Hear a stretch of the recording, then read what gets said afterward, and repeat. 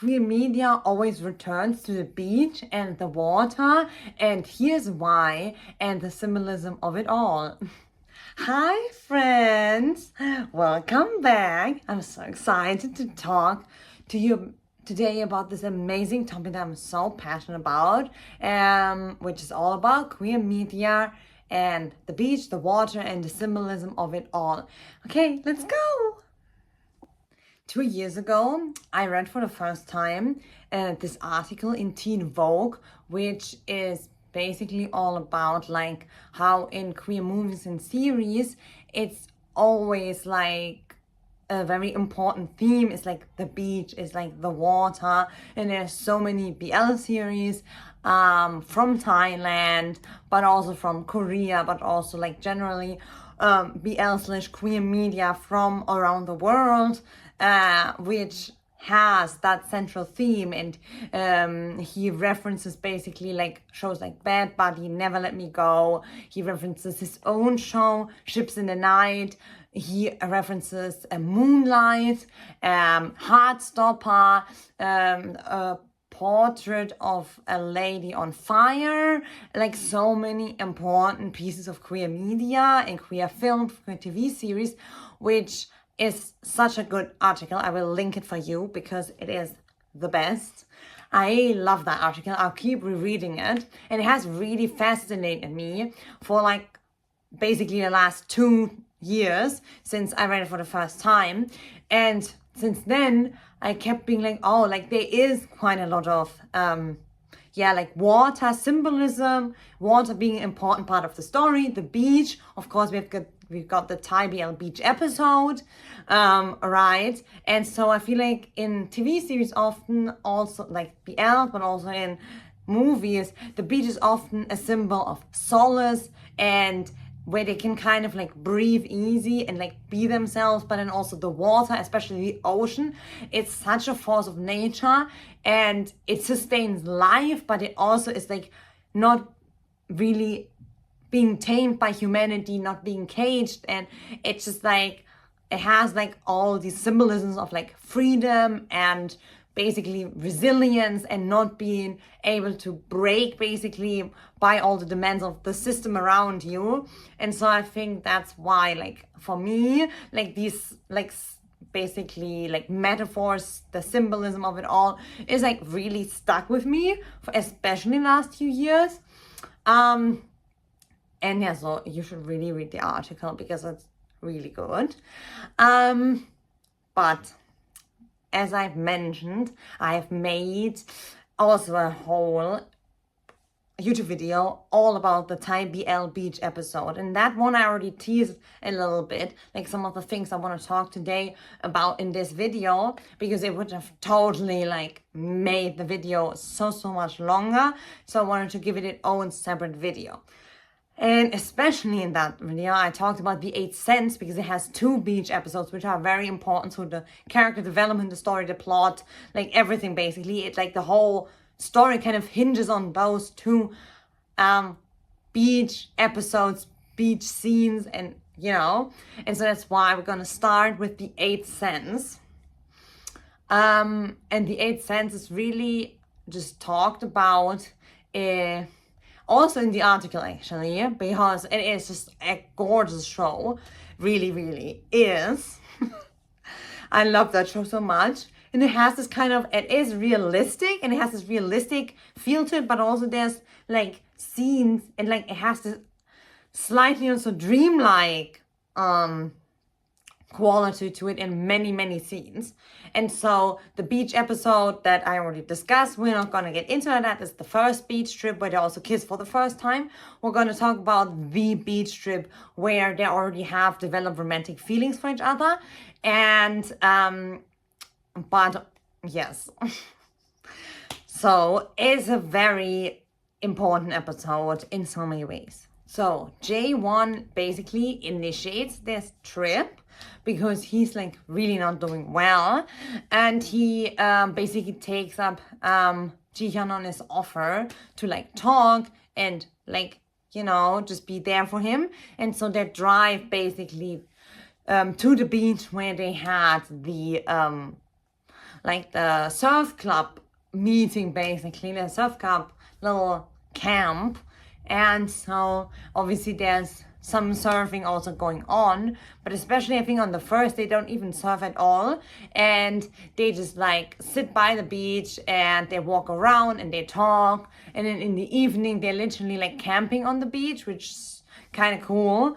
And it's like very important for their relationship because it brings them really like close, and it is actually really adorable. But yeah, like the beach is like very important to Jaewon because he literally is like in distress. He's really not doing well. He's really like scared by so many things happening in his life, and then obviously he has his own burden with his mental health and his past. Even though we never see his parents also do not seem to understand 100% why he is the way he is, especially apparently his father. But like I said, we never see him again, another Skam-like quality that the Eighth Sense has. And so they're having like all these like really, like they have this really deep talk in which he literally says, oh yeah, my brother, like he died, and it was, you know, I was there, and all of the really like, it's very sad. And he like he really bears like his soul, and then they like cuddle, and it's like adorable. And then of course we have like them surfing. We have them surfing and like splashing around, and then I think Jaewon or one of them go, no, I don't know actually. One of them goes, one of them kisses the other one and goes like, oh yeah, I wanted to cure your trauma, and the other one goes, I wanted to give you trauma. It's like, it's such a cute like scene because they're being so carefree and like very like, yeah, just free and just happy and like there with each other. And obviously that scene then continues with them getting a hotel room, being physically intimate, and it's like so beautiful. And then that's where I think the dreamlike quality really sets in, because there's like kind of like this hazy filter over this whole beach episode, but this is where it goes like completely dreamlike, because we never actually see the accident that Jihyun has, which nearly cost him his life, and he's rescued by Jaewon, and we never like see any of that. We don't see how they get in the water, we don't see how he has the accident, we don't see how he's rescued, any of that. And that's why I think it's also very important that this happened at this specific beach, that it happened at the beach, that happened in the water, for several reasons. First, because that's literally, Jaewon was like feeling really safe there, it was like a happy place for him. Second, then his brother also died, and he like feels guilty about that, and so now he feels guilty that Jihyun nearly died because of him, or what he thinks it's because of him. And then he also gets in trouble with the school because they had an unauthorized trip there, and it has to do with like the surf club. And then there's like so many things like just piling up after that, which are very important to like further the story and develop them as characters. But yeah, when you like see that at first they're like in this bubble, it's all happy, and they're being like, it's all free and happy, and but then, as I said before, like nature, right? It's a force of nature. Like the water is a force of nature, and it sustains life, and it can be very freeing space and very nourishing space, and they're really happy and carefree, and they're playing around, and they're surfing, and it's like, I also love the sound of the ocean. I think it's so soothing. It really just does something to you. I feel like the sounds of the forest and the sounds of the ocean are just something that just give my brain so much peace and calm and quiet, and just like really soothe me. And so I feel like they both also have those feelings for like the ocean especially. And then it like breaks basically, and it's like, oh, like they spent like 2 days basically there, right? Or like two nights and nearly 3 days, and and then it just completely shatters like the illusion and like this, like the bubble that they were in, because yeah, he had an accident, and then it's just like very interesting that they do this time jump. But yes, so that's why I think in the Eighth Sense especially, it's like really interesting the way that they did this, that they had 2 beach trips, and they was like really like very different, And yeah, but I think it was such an iconic also beach episode, like the second one especially, and Jaewon and Jihyun, such cutie characters. I love both of them so much. And I think they both really needed the episode in different points, basically, of like where they are in their lives. But yeah, so I think it was very important for their connection, for their romantic relationship, but also for themselves. So in many Thai BL series, there is a beach episode, as I've mentioned now numerous times, and I made a video about it. Again, mentioned numerous times. Also say how many times I say beach and beach episode in this video. Anyway, and so I think it's just important to reiterate and to state again, basically, that especially in Thai BL and generally in queer media, when you think about those scenes and those episodes at the beach, it's not just that it's always important to their relationship, but it's literally them like removing themselves often also from situations like the university, their home life, and so on, where the relationship between the two characters is like a bit more strained, maybe, where there's like less freedom. For example, in Why Are You, the beach episode is very important to both Z's and Saint's character, because they couldn't really be 100% themselves when they are in their normal environment, because Z's character is like bound by heteronormative standards and by his dad, who's pressuring him to have a girlfriend and to have a legacy and like have a family in the heteronormative way, in the compact way, and all of that. And then we've got Saint's character, who's like struggling financially, and he's doing engineering, right, which is very, very intense study, but then he's also doing tutoring, he's also working at the cafe, and like all of these things. And so at the beach, they can just like be themselves and have fun and like be together and like show intimacy and love to each other, and also, like public displays of affection.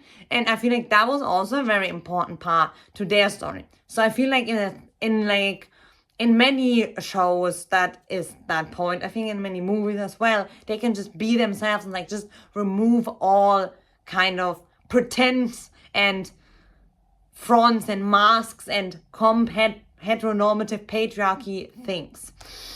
Yes. But not only is the beach and the water, like the ocean, which is like the beach, an important part in queer media, but in general, bodies of water, whether they're natural or not, are so important. And so I want to talk about some like shows which have either both a beach episode and they have important other symbolisms of water, or they just have one or two scenes which are set in some kind of body of water, like, for example, a swimming pool. So first, I want to talk about one of my favorite TV shows on this earth, which I've written I've written my bachelor thesis on for like my degree, and it's the Norwegian TV series Skam. And in Skam, the original one which went from 2015 to 2017 from Norway, but also from most or all of the remakes actually in the third season, which is the queer couple. It's for example in the original one, the Skam Norway one, it's Evan and Isak, and they have this amazing pool scene, and it's so important, it's so iconic. And they have different iterations of that in basically all of the remakes, at least where there's like a season 3, which I think in 2 of the remakes there is not even a season 3. But anyway, and so in that, like in the original one, it's literally them fleeing from their girlfriend and the potential girlfriend, because it's like, I think it's Halloween and they're all dressed up. And I think like Evan even is dressed as God or someone like that. Like he's wearing like this massive beard and stuff. And they're like at one of their flats, and they're there with like Isaac's potential girlfriend Emma and with Evan's girlfriend Sonia. And at some point, Evan and Isaac basically escape. They leave the flat while Sonia and Emma have left the room, and they're like literally biking away. And then Evan is like, yeah, I have this aunt and she has a swimming pool, let's go there. But it turns out that's not his aunt's house, it's a classmate's house from one of his old schools, or like primary school or something like that. But yeah, so they basically go into that pool in like half of the costume basically that they're wearing, and they have this amazing, so beautifully and iconically done underwater kiss, which was supposed to be like who can hold their breath longer underwater, and then they kiss also above the water, and they're only interrupted when this small child comes and goes like, "Mama!" And they're both like, "Oh my God," and they're like trying to get out, and they have to go out of the window and then bike through, like it's like the end of October in Norway, and they're completely drenched, and it's crazy. And they've done this that most of the other ones had some kind of body of water either near, or they were in a body of water, besides I think Druck, which is the German one, in which they actually, it is in an abandoned swimming pool, public swimming pool, so there is no water. It's more of a metaphorical nature, the water, because they are, one of the characters hides there, and they pretend to be underwater, and then they kiss. And it's like a very important like scene there, because they actually twice or so at this pool, like this public swimming pool. So it's like really cool. Like I love that scene. Now I'm gonna talk a brand new show, Shine by Beyond Clown with Mile Uppo. And in that show we've heard several times now that there was in the first 2 episodes there was a small like inflatable pool basically, and then which was set in this garden, which is like this like party space where Trin and Tanwa have met, so Mile and Uppo's characters. And then we've got now in the 3rd episode we have them like having a competition in the pool, and it's a pool at this like hotel, and it's like so amazing because both of them like diving into the water, just they look amazing, and they're having this competition then about like holding again their breath. And then Tanwa like goes really close to Trin's face, and he nearly kisses him, and Trin like freaks out and like goes up to the like surface again. He's like, "You cheated." And that so reminds me again of Skam, because in Skam, in the original, but also in some other iterations, the Isa character always then goes, "Yeah, you cheated," and everyone was like, "What do you mean I cheated?" And that was so the same exchange, and I loved it. That was so cool, and so I hope we're gonna get some more of that later. Because it's like so interesting, because for me, I always see that this like revolutionary energy is like fire, because fire can be cleansing, it can be destructive, but it can also literally, you can birth something new from it, like literally a phoenix from the ashes, or like new trees growing from a wildfire and things like that, right? But it can also have like this immense power to literally transform things in whatever way, like good or bad, basically. And so that's why it's so interesting that in this episode we saw like that, like the students preparing for the protest and like debating and talking to each other. And then we saw also like Trin and Tanwa in like this beautiful like hotel setting in the pool, and it's like once they're underwater, of course everything is also muted and like very ethereal. And so that's why I love those opposites, and and of course also the last scenes of the show were also fire in a different way. If you know, you know. So that's why I really wanted to put that in this video, because it really reminded me, especially of Skam, but in general, that it like has also this theme of water in it. Yeah. Until we meet again, in between us are 2 Thai BLs, obviously, which are companions of each other. And obviously a very central theme to both of those shows is swimming, right? The swimming pool and the swimming team. And so that's why I think it's also very interesting if you like kind of extend this metaphor and the symbolism that I already talked about. Then it's like really interesting actually how you can see that like both of like Dean and Win kind of symbolize something else within also the metaphor, which is the water and the ocean and like the beach, because firstly they go on like at least 2 basically beach trips in Atomigan and in between us, and they go on like camps with the swim club, and then of course they swim in the swimming pool from the university. It's like a big part of them. Like Dean is literally like the president of the swimming team / club, and then of course Win is the vice president. And so I feel like it's very important to both of them, and it like really gives them like freedom and purpose, especially also Dean, because until the beginning, literally, or the beginning of what is the like present timeline of until we meet again, he is like kind of like still like on this constant search, right? And so I think it like really gives him purpose and like solace, like the swimming and the swimming club. And then of course we've got Win, who is basically like this force also himself of nature, and so I think that's very interesting. And then we also have Team, who has experienced trauma and lost a friend through basically water, right? And but then he also finds solace and like relaxation in some sense, maybe even in the swimming, not in the competition, but in the swimming definitely. And so I think that's also very important for him to like connect with the world, and that's how he also obviously finds a lot of his friends and his then future boyfriend. And so that's why I think that those 2 shows are like also so important when you talk about all the symbolisms of like solace and freedom and expectations of this.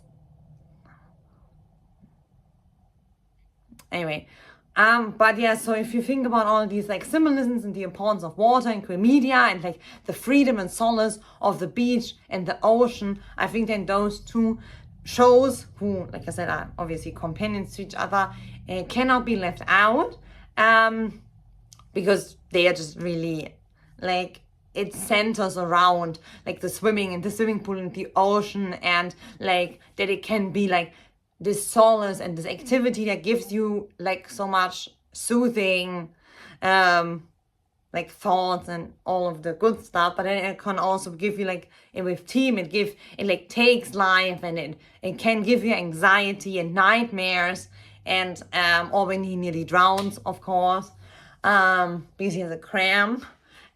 So that's why I think it's also very important to talk about that.